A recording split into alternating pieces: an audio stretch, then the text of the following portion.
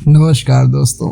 मनुष्य का मन बहुत ही चंचल होता है और इसलिए मन में कई तरह के विचार उत्पन्न होते हैं। क्षण भर में ही व्यक्ति का मन कई चीज़ों को सोचने लगता है। इसीलिए तो कहा जाता है कि मन को काबू करना आसान नहीं, लेकिन गौतम बुद्ध मन को नियंत्रित करने के आयामों के बारे में भी बता चुके हैं। मन में विचारों का आना गलत नहीं है, लेकिन मुश्किल तब हो जाती है जब ये विचार ऐसी परिस्थिति में गलत होते हैं जब मन में अश्लील विचार आते हैं। कभी कभी तो ना चाहने के बावजूद भी मन में अश्लील विचार आते हैं। अगर आपके मन में भी ऐसे विचार आते हैं तो गौतम बुद्ध की इस कहानी से आपके मन के विचार जरूर बदल जाएंगे। बुद्ध अपने भिक्षुओं को उपदेश देने के साथ ही उन्हें भिक्षाटन के लिए भी भेजते थे। एक बार उन्होंने अपने भिक्षु भरत को भिक्षा लेने के लिए एक श्राविका के घर भेजा। भरत पूरे रास्ते मन में यह सोचते हुए श्राविका के पास गया कि आखिर आज भिक्षा में क्या भोजन खाने को मिलेगा, क्योंकि भरत चंद्रवंशों के राजकुमार थे और बुद्ध के सानिध्य भिक्षु के रूप में दीक्षित हुए थे। हमेशा भरत को महल में खाने के लिए स्वादिष्ट पकवान मिलते थे, लेकिन आज भिक्षा के रूप में जो भी मिलेगा संतुष्ट होना पड़ेगा। श्राविका के घर पहुंचकर भरत ने भिक्षा मांगी। श्राविका ने भरत को बैठने के लिए कहा और भोजन लाने के लिए घर के भीतर चली गई। इधर भरत फिर से अपने प्रिय भोजन के बारे में सोचने लगे और जैसे ही श्राविका भोजन लेकर आई तो भरत अचंभित रह गए। भरत ने देखा कि श्राविका ने उनके लिए उनके पसंदीदा पकवान परोसे हैं और अपने प्रिय भोजन को देखकर वह खुश हो गए। भोजन ग्रहण करते हुए भी भरत सोच रहे थे कि महल में तो उन्हें भोजन के बाद विश्राम करने की आदत है, लेकिन आज उन्हें भोजन के बाद वापस तेज धूप में चलकर आश्रम जाना होगा।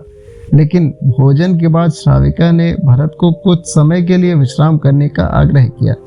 भरत फिर से खुश हुए कि आखिर आज उनके मन की सारी इच्छाएं कैसे पूरी हो रही हैं। इसके बाद भरत कुछ देर विश्राम करने लगे, लेकिन विश्राम करते हुए भी लेटे लेटे वह सोचने लगे कि आज तो मुझे भोजन के बाद विश्राम करने को मिल गया, लेकिन ऐसा रोज रोज नहीं होगा। जब भरत विश्राम के बाद उठे तो श्राविका ने कहा कि आप जब तक चाहें यहाँ ठहर सकते हैं। भरत अब समझ गए कि ये कोई संयोग नहीं हो सकता। उन्होंने श्राविका से कहा कि मुझे क्षमा कीजिए, क्या आप मेरा मन पढ़ सकती हैं? श्राविका ने हाँ में उत्तर दिया और कहा कि हाँ, मैं मन पढ़ सकती हूँ। शुरू में यह कठिन था, लेकिन फिर मैंने स्वयं के मन विचारों को देखना शुरू किया। पहले मेरे विचारों की संख्या अनगिनत हुआ करती थी। इसके बाद मैंने विचारों पर ध्यान केंद्रित किया, बिना पक्ष विपक्ष के अपने विचारों को देखने लगी। इस तरह धीरे धीरे मेरे मन में विचारों की संख्या कम होती गई और सारे व्यर्थ विचार दूर हो गए। इसके बाद से ही मैं दूसरों के मन में चल रहे विचार को पढ़ लेती हूँ। हालांकि श्राविका की बात सुनकर भरत घबरा गए। इसके बाद भरत ने श्राविका से आज्ञा ली और आश्रम के लिए निकल पड़े। रास्ते में भी भरत फिर से मन में आए विचारों का स्मरण करने लगे कि श्राविका के बारे में उनके मन में अश्लील विचार भी आए थे। श्राविका ने उसे भी जान लिया होगा, वह मेरे बारे में क्या सोचती होगी। भरत खुद को लज्जित महसूस करने लगे थे। भरत ने आश्रम पहुंचकर गौतम बुद्ध से कहा कि अब मैं कभी भिक्षाटन के लिए नहीं जाऊंगा।